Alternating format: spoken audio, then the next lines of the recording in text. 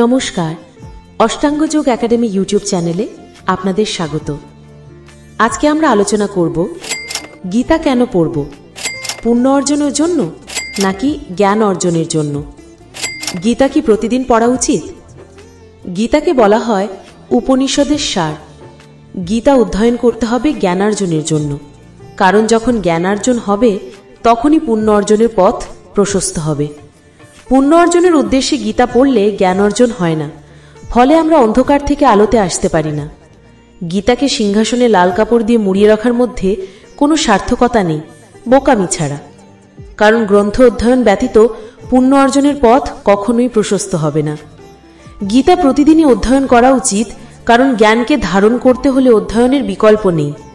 গীতা হচ্ছে অর্জুনকে মোহগ্রস্ত থেকে মুক্তি দিয়ে ধর্মযুদ্ধ করার মোটিভেশন, যে মোটিভেশনের স্পিকার হচ্ছেন স্বয়ং ভগবান শ্রীকৃষ্ণ এবং শ্রোতা অর্জুন।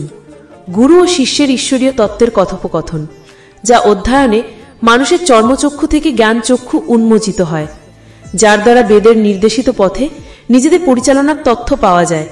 কোনটা ত্যায্য কোনটা গ্রহণীয় তা স্বয়ং গীতাই বলে দিচ্ছে। গীতাকে একটু মন দিয়ে অধ্যয়ন করুক।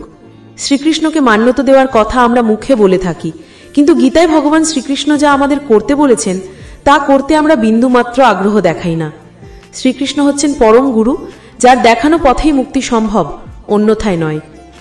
তাই গীতা অধ্যয়ন করে সঠিক মার্গ নির্ধারণ করে সেই মার্গে নিজেকে পরিচালনা করার ব্রত গ্রহণ করুন।